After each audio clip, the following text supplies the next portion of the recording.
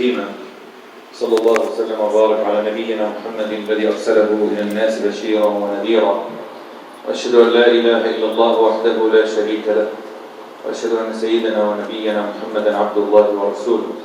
اللهم صل وسلم وزد وبارك عليه وعلى آله وأصحابه وأزواجه وأتباعه وذريته وآل بيته، وارض اللهم عنا ومعهم وفيهم برحمتك يا أرحم الراحمين. يا أيها الذين آمنوا اتقوا الله حق تقاته ولا تموتن إلا وأنتم مسلمون. يا أيها الناس اتقوا ربكم الذي خلقكم من نفس واحدة وخلق منها زوجها وبث منهما رجالا كثيرا ونساء، واتقوا الله الذي تساءلون به والأرحام إن الله كان عليكم رقيبا. وبعد، يقول الله عز وجل: ولا تحسبن الله غافلا عما يعمل الظالمون إنما يؤخرهم ليوم تشخص فيه الأبصار مهطعين مقنعي رؤوسهم لا يرتد إليهم طرفهم وأفئدتهم هواء.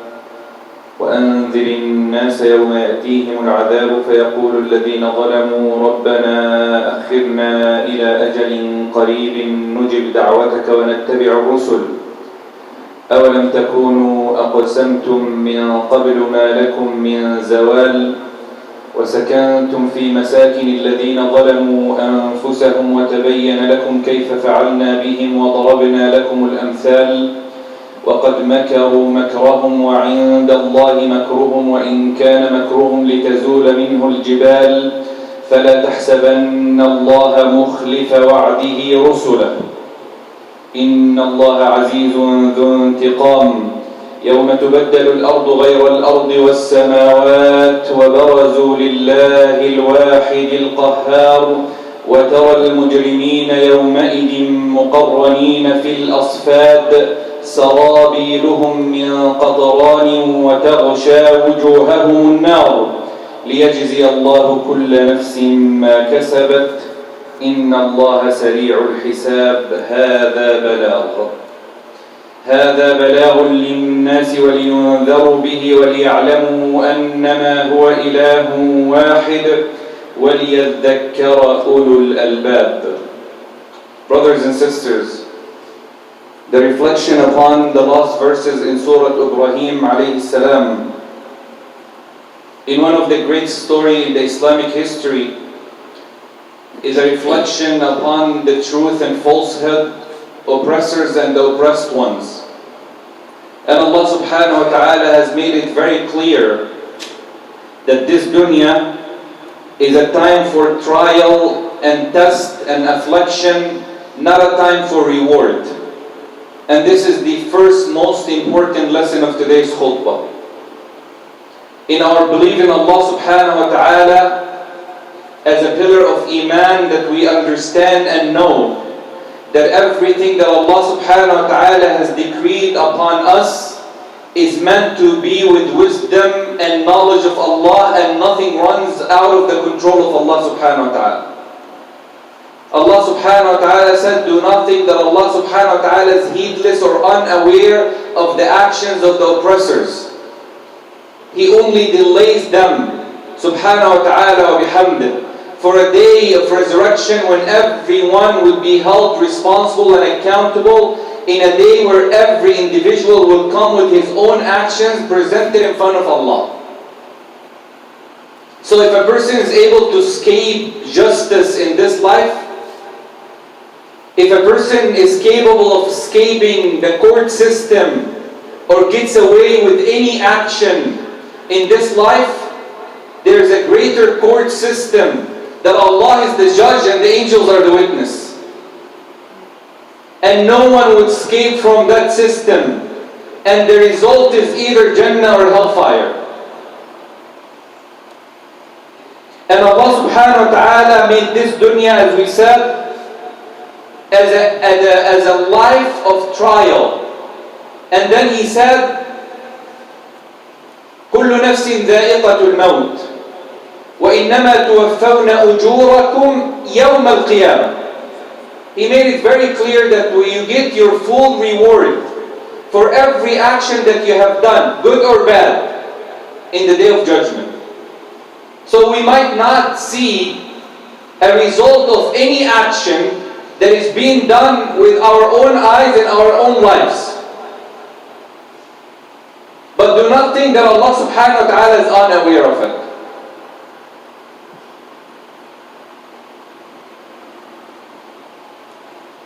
Allah subhanahu wa ta'ala has made it very clear for Muslims to realize and reflect back upon the Quran. The Quran is the complete wisdom and the greater reminder to every Muslim in all aspects of their lives. So whenever you want ease from hardship, escape from trials, and understanding of what's happening, or the wisdom or the hikam or the sunnah of Allah, reflect back upon the Quran. قال الله عز وجل لتبلون في أموالكم وأنفسكم. Allah said, you will be tested. You will be tested in your wealth and in your own souls. You will go through trials of this fitan, and Allah subhanahu wa ta'ala knows of it. And He decreed it upon you. And He has made it in a way that only Him knows the wisdom behind it. So get that out of your way. ذلك لو يشاء الله لانتصر منهم. If Allah subhanahu wa ta'ala wants to decree victory to the oppressed or to the believers, Allah subhanahu wa ta'ala would have done so. If Allah wants to defeat any individual, regardless of who they are, what power they have, Allah will do so. The most powerful military that they've been bragging about it for years. And it became a belief into the heart that returned us back to the same situation that this deen of Allah started with. Everything that you see today is a history repeating itself. Just a different form at a different time with different people. That's it.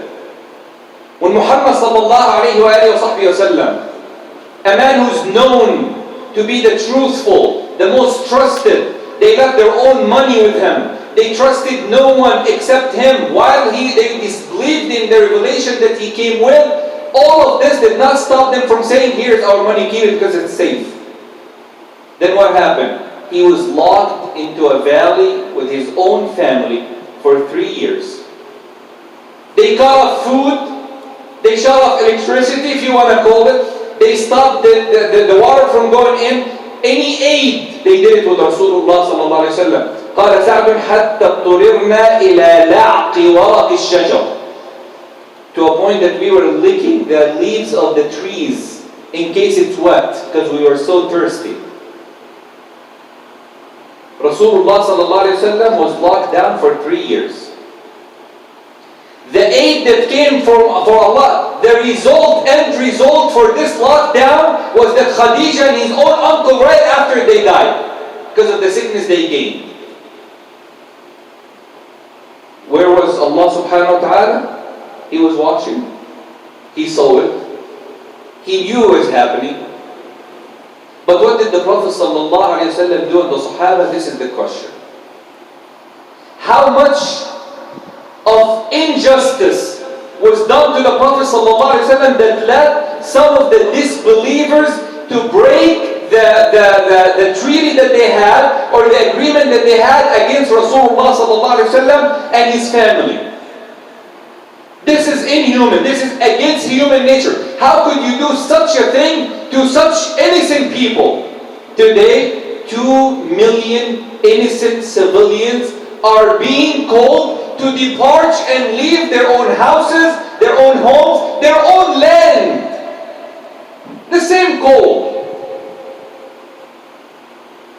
If you recall the statement of President Carter when he visited Palestine, he called it the largest open-air prison when he got to Gaza in his famous book, The Peace.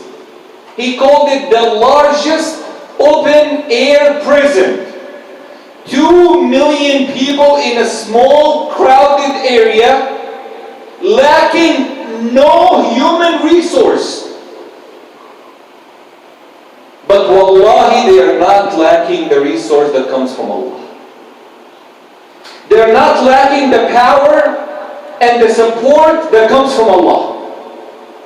Wallahi, they are not lacking the help and the victory of Allah. That He makes means out of minor things that we might not see it with our own eyes. وَلَا تَحْسَبَنَّ اللَّهَ غَافِلًا عَمَّا يَعْمَلُ الظَّالِمُونَ. Do not think that Allah subhanahu wa ta'ala is unaware of the actions of the oppressors. وَقَدْ مَكَرُوا مَكْرَهُمْ. They have their plans and their plot. وَعِنْدَ اللَّهِ مَكْرُهُمْ. And Allah knows their plans. Allah knows their plot. Allah knows what they think of before they even think about it. Before you start having the thought in your mind, Allah knows of it. وَإِنْ كَانَ مَكْرُهُمْ لِتَزُولَ مِنْهُ الْجِبَالِ. Allah said, look at their planning. They're plotting as if the mountains would be removed because of the harsh or the evil of their actions or their plotting and their planning. Then what? فَلَا تَحْسَبَنَّ اللَّهَ مُخْلِفَ وَعْدِهِ رُسُلًا إِنَّ اللَّهَ عَزِيزٌ ذُو انْتِقَامٍ. Allah subhanahu wa ta'ala said, do not think that Allah would break His promise. Don't think ever that Allah would break His promise. But to who? To His prophets, to their followers, to the people who stood at the day 300. It was never in this ummah of Muhammad sallallahu alayhi wa sallam anything was looked at by number. Never. Never. When they migrated to Medina and they escaped, they left their homes. They were kicked out. To where? To Abyssinia. To Abyssinia. But it's not my country. Why do I have to leave? You're the settlers. This is the occupation. You should leave, not us. No, you have to leave. This is no longer yours. And Rasulullah sallallahu alaihi wasallam cried out for them, seeing them leaving. And he told them, لَعَلَّ اللَّهَ أَنْ يَجْعَلَ لَكُمْ فَرَجًا وَمَخْرَجًا. May Allah make an ease and a way out for you, that one day you would return. They left to Abyssinia. They struggled. They had hardship. The moment they came back to Mecca, they realized that they were kicked out for the second time, now to Medina, with Rasulullah sallallahu alaihi wasallam. And he looked back and he said to Mecca, Wallahi, your love in my heart is so... Today when you see a woman leaving with her own child, leaving her home, her husband behind dead, or a husband leaving his wife and his children dead, and they're forced to leave. Remember Rasulullah when he left and he called back and he said, Wallahi, I love you the most, and one day I'm going to return. And if I was not kicked out, I would have never left. I never wanted to leave. They got to Medina. The first chance. أُذِنَ لِلَّذِينَ يُقَاتَلُونَ بِأَنَّهُمْ ظُلِمُوا. Allah gave them permission. Give Rasulullah ﷺ final permission after 13 years. 13 years. 100%. In every mind of the companion, there was one question. One question that no one dared to ask Rasulullah. No one was allowed to ask, and no one knew how to ask, except Umar. He said, why are we being humiliated? And Rasulullah looked at him and he said, it's not time yet. Because it's not your decision. It's not my decision. We're commanded by Allah subhanahu wa ta'ala. As soon as the first strike in Medina, as soon as they stopped the caravan and they took their money and the caravan escaped, and they wanted to take their money and the caravan escaped to a different direction, the point is, all media resources pointed at this incident. Look at Muhammad sallallahu alayhi wa sallam and his followers, look what they're doing. You haven't seen the 13 years of hardship that they struggled. You haven't seen 2008 to 2012 of no resource on an open air prison that your own president talked about. You haven't seen anything in the media of children. Over 500 children to this day are killed with no reason or justified reason except La ilaha illallah, because they live there. You haven't seen that? No, we haven't seen it. 13 years, nobody saw it. But as soon as Rasulullah sallallahu alaihi wasallam went out to stop a caravan of Mecca to take their money back, some of their money back, all media said, look at Muhammad. Look what he's doing. Can you imagine? Can you imagine this is how Muslims behave? Can you imagine that they are going out to kill and take money of innocent civilians of Mecca? You haven't heard of Bilal being on the desert with a rock on his chest to a point that he almost got killed? You haven't heard of Al-Khabbab when he was dragged on fire, that he said, my skin was melting, that it was burning me more? You haven't seen that on the media?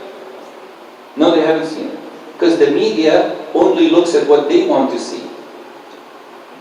The sources that we have today only sees their side, and there's no problem of saying something and coming the second day to deny it. They don't care because people forget. A statement of a president in a country coming out to witness something that he has not seen, and second day the reporters are apologizing for what has been said in the White House. Brothers and sisters, we live at a time today, nobody could hide the problems. Nobody could hide the news. It's all with a phone, with a little phone, with one camera. Everything is captured. Today, with a click of a mouse, you could know everything that happens in Palestine, in Gaza, how many people are being killed, what happens and who. So they bring in pictures from Syria claiming that it's Palestine, and people are like, you see? Don't let it fool you. Because this is the game. Today's war is not a war by weapon only. Today, media plays a role. Today, the influence of media is greater than anything that you could ever imagine. Technology is playing a role. Be wise. Be smart when looking at the situations. Be smart when making your own judgment into matters. Do not ever, and I will say it openly and easily from my heart, do not ever side with oppressors over your own. And even if you cannot say something, keep it shut. It is better to return to Allah in the day of judgment with your mouth sealed from them coming in the day of judgment, siding or standing with oppressors on their side, or even defending or supporting them. Whatever reason you have, whatever is justified, not justified, you're afraid to talk, you're afraid to post, you're afraid to share, you're afraid to come, it doesn't matter. It's fine. Stay home, make dua, no problem. But at least don't be resurrected on the side of oppressors and zulm. Because the punishment of Allah, He called it a severe punishment. Not a punishment, a severe punishment. To those whom Allah subhanahu wa ta'ala called them oppressors. When oppression is committed on earth, then the destruction will be caused regardless of who commits oppression. Regardless of who does it. Back to the life of Rasulullah sallallahu alayhi wa sallam, to link the ties. After the Battle of Badr, 300 defeated 1,000. 1,000 fully weaponed, and try to understand my khutbah today and reflect on it. Fully weaponed, fully occupied, they have all the resources, they're the most powerful army, and 300 with sticks, little swords, 3 horses in the entire army, the rest are walking on their feet. As soon as the Sahaba saw the army of the kuffar, the disbelievers, the question that came to their mind is, how? Yeah. How is it possible? How is it possible that 20 years, we live under the occupation in a small area where they thought that there is no means of life. This group will come out today and fight 1,000. How? But this is how you look at it. Allah subhanahu wa ta'ala's calculation is completely different. Allah subhanahu wa ta'ala, when He decrees for something to happen, it will take place regardless. And Allah subhanahu wa ta'ala made it in a way that they have not witnessed or believed or have seen before, that not only the 300s were fighting, that Allah subhanahu wa ta'ala have sent a troop of 5,000 soldiers, not from humans, from the angels. And that's where the shaitan said, Inni ara ma la tarawun. Today I could see what you can't see. I can't handle that. This is Jibreel coming down. And do not think that Jibreel came down with his own will. It's the command of Allah who rules and runs everything in this earth till the day of judgment. They had victory. They won. With a small amount, with a small number, fully depressed, fully oppressed. Everything is taken from them. Right after the battle of Uhud came, no one was able to go out. Injuries were still there. No one has healed yet, and Allah called them to go. And they won. They went for years till Al-Ahzab came. Al-Ahzab, it is the full reflection story of the call today to all the countries who came to ban, not to ban terrorists, not to ban wars, not to stop the weapons, the phosphoric weapon that they are using against innocent civilians, not to destroy hospitals, not to stop the inhumanity actions. No, they all came together to ban in their own countries, protesting. Germany, France, London, now they're looking at it, making it a criminal record case against anyone who raises the flag of Palestine. Just raising the flag. All of them coming together for what? Against 2 million. 2 million.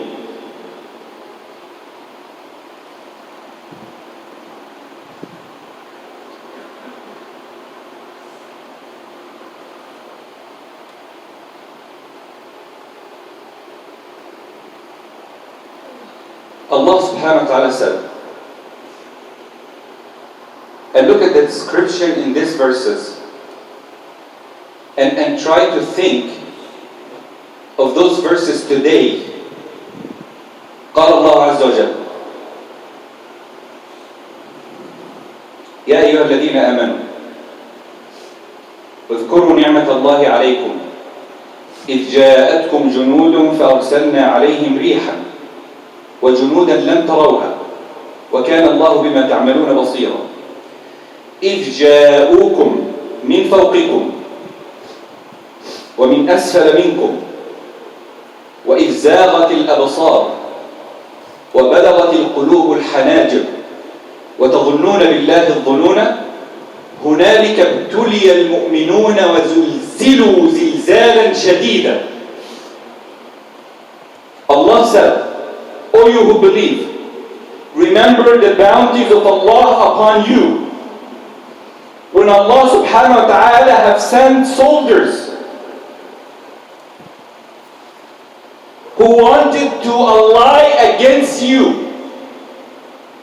They came together thinking that they have power, thinking that they're able to defeat defenseless 2 million civilians in a small city called Gaza that no one wants to even mention the name today in our media. Why? Because their blood, their honor, their wives, their children, their men, their women, they call them animals. They're looking at them as animals. They're not sacred. They're not human beings. When Islam calls upon not touching or hurting or killing an innocent person or an innocent soul, as if you have killed all of humanity. Today, they're not human. So what's your problem? They already defined their title to deal with them.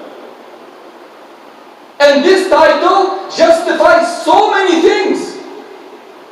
So many things. Animals has no ransom. Animals have no care. Even animals, wallahi, even animals today, they have rights. There are rights given to animals today by some organization. They're not even considered animals. But we tell them they're not. They're the most honorable. Those brothers and sisters who died because of that destruction under their houses, they are inshallah by the will of Allah shuhada, because that's the promise of Allah and His Prophet sallallahu alaihi wasallam. لِيَتَّخِذَ مِنْكُمْ شُهَدَاءَ. Allah is the one who chooses for whom to be a shaheed. Allah said when these troops came together, they gathered against you. You had fear. Yes, they had fear. 10,000 against Rasulullah sallallahu alaihi wasallam in Al-Ahzab. Allah said, we have sent upon them wind as a soldier of Allah. You can't handle it. We'll take care of it. Wind will blow them away. Yes, it will destroy them. And we have sent troops of soldiers that you have not seen. That's His power. But how did Allah describe the situation of the Sahaba? He said, when they came from above, all the tribes that came northern part of Medina coming down to Medina, and they came from all Quraysh and their allies, they all gathered together against Rasulullah sallallahu alayhi wa sallam. Allah said, وَإِذْ زَاغَتِ الْأَبْصَارِ. Your eyes went rolling around out of fear, and your hearts has reached your throat. Look how much fear these people lived in Medina. They lived in this is the Sahaba. They lived in fear? Yes. Rasulullah ﷺ never told them, how could you fear normal fear of a human being? Normal fear of our brothers and sisters when they're fleeing out. It is normal to fear for a person's life. And Rasulullah ﷺ said, and Allah subhanahu wa ta'ala said, وَتَظُنُّونَ بِاللَّهِ الظُّنُونَ, to a point that some thought, some said, where's the victory of Allah? How are we going to defeat 10,000 now? In the battle of Badr, 1,000 against 300, it makes sense. Today there are 10,000. They all came together. Every powerful country at that time came together to destroy Muhammad and his followers. Period. Sallallahu alayhi wa sallam. Allah subhanahu wa ta'ala said, هُنَالِكَ ابْتُلِيَ الْمُؤْمِنُونَ وَزُلْزِلُوا زِلْزَالًا شَدِيدًا. To a point that they were shaking like an earthquake. Their hearts were shaking. This is the hearts of Rasulullah sallallahu alayhi wa sallam and the Sahaba. When Rasulullah sallallahu alayhi wa sallam called him out, he defined for them a defined line of victory, a defined line of support, that if you want it, you have to seek it. In tasbiru wa tattaqu, number one. If you are patient and you are pious. أَنْ أَهْلَكُ وَفِينَا الصَّالِحُونَ قَالَ نَعَمْ إِذَا كَثُرَ الْخَبَثُ. When we fix our own situation to become better. وَلَيَنْصُرَنَّ اللَّهُ مَنْ يَنْصُرُ. Allah will give victory to those who give Allah subhanahu wa ta'ala victory. Remember today when you woke up in your own house safe. Remember, when you closed your door last night, you had no fear that anyone would enter to kill you or your children. Remember, when you woke up this morning and had your breakfast and maybe lunch already, remember there are brothers and sisters who are not allowed food or water. Remember when you're able to turn your AC on and the fans in the masjid because you're feeling hot, or in your car, there are people that they shut off electricity from, and Allah Alam for how long. Remember all that. Remember those ni'am and appreciate it in your life, and have that concern for others who do not have it, and they do not have it because they committed anything except they're defending your own honor. Just remember that. Keep that in your mind. Keep that as a message to every Muslim before any action that they take. An action of wisdom and support, an action of wisdom of dua, an action of wisdom of resources that they are able to, which is not possible now. There's nothing will get to them. No money, no food, nothing right now. But collectively, there are organizations that are working to get some resources to our brothers and sisters there. May Allah subhanahu wa ta'ala guide them and aid them and help them. Allahumma ameen.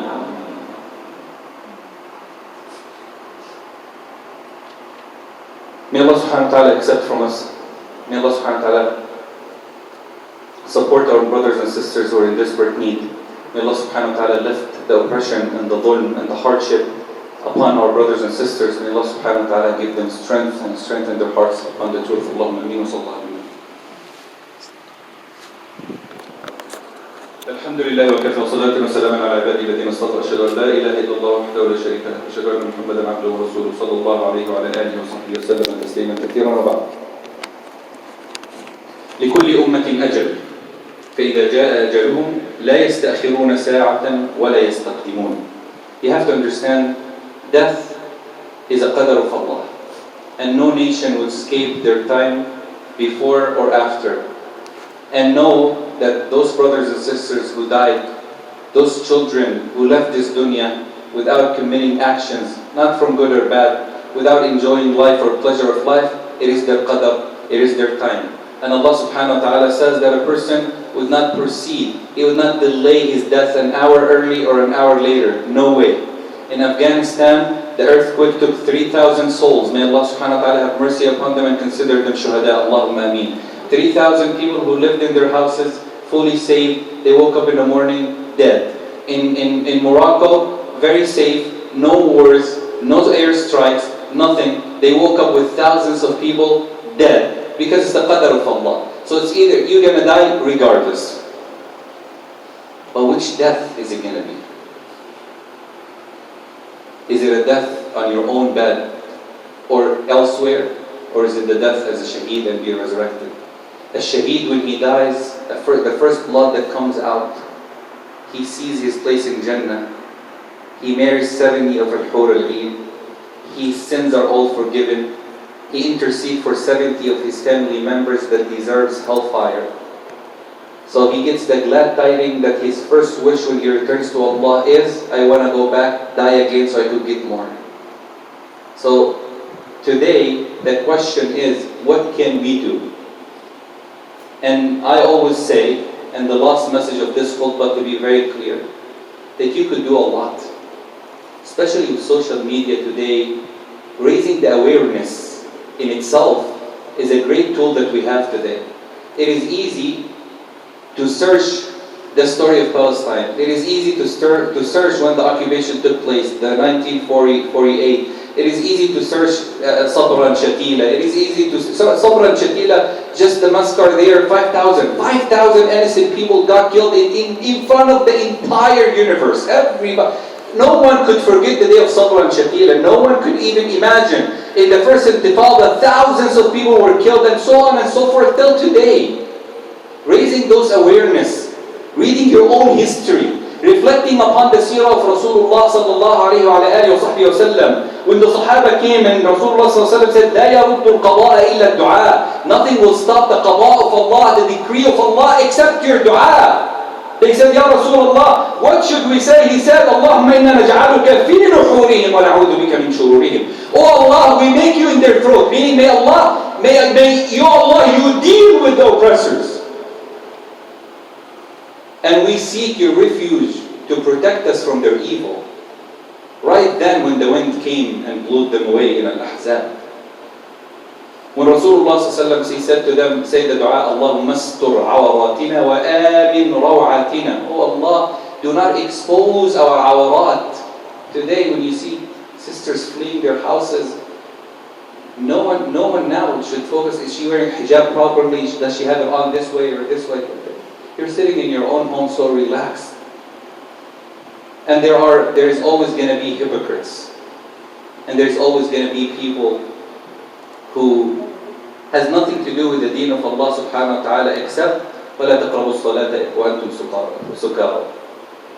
They forget the ayah before, يَا أَيُّهَا الَّذِينَ آمَنُوا لَا تَقْرَبُوا الصَّلَاةَ وَأَنْتُمْ سُكَارَى. They only take from the ayah, يَا أَيُّهَا الَّذِينَ آمَنُوا لَا تَقْرَبُوا الصَّلَاةَ. There are people who are like that. And they're going to exist at our time, at their time, Rasulullah's time, every time.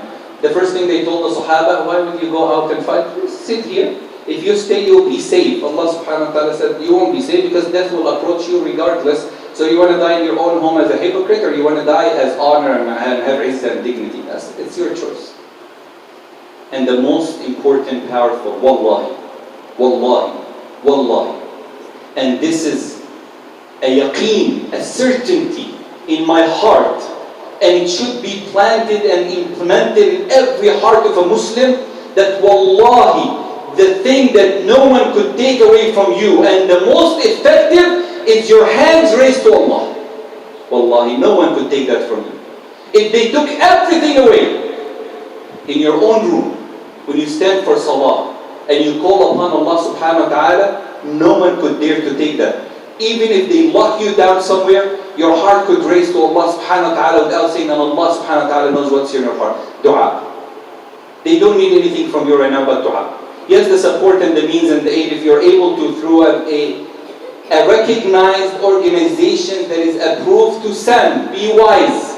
This is the time not to flirt with emotions. This is the time to do things correctly. But your dua is the most effective. Your call upon Allah subhanahu wa ta'ala is the most effective. وَإِذَا سَأَلَكَ عِبَادِي عَنِّي فَإِنِّي قَرِيبٌ أُجِيبُ دَعْوَةَ الدَّاعِ إِذَا دَعَانِ. If they ask you, tell them I am near. I would respond to their call when they call. So today we call upon Allah for His victory and support. Today we call upon Allah subhanahu wa ta'ala to release the hardship away from our brothers and sisters in Palestine. We ask Allah subhanahu wa ta'ala to help and support the oppressed ones in Gaza. We ask Allah subhanahu wa ta'ala to support and to lift the hardship away from our brothers and sisters in Gaza. We ask Allah subhanahu wa ta'ala to protect them in their homes. We ask Allah to protect them in their honors.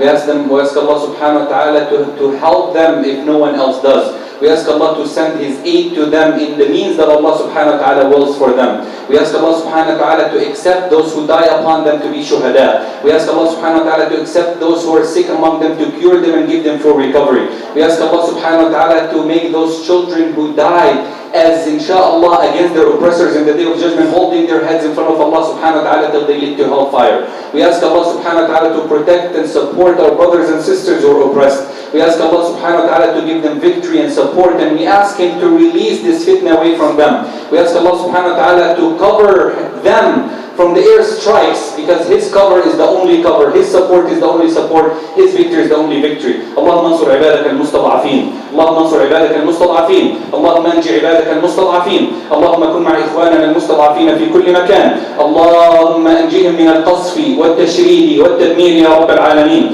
اللهم احفظهم في أوطانهم واحفظهم في بلادهم، اللهم احفظهم في أطفالهم ونسائهم واستر عوراتهم وآمن روعاتهم، اللهم استر عوراتهم وآمن روعاتهم واحفظهم من بين أيديهم ومن خلفهم وعن أيمانهم وعن شمائلهم ومن فوقهم، ونعوذ بعظمتك أن يغتالوا من تحتهم. اللهم استر عورات إخواننا في فلسطين، اللهم أمن روعاتهم واحفظ المسجد الأقصى وسائر بلاد المسلمين، واكتب لنا فيه صلاة قبل الممات يا رب العالمين وهو في حوزة المسلمين.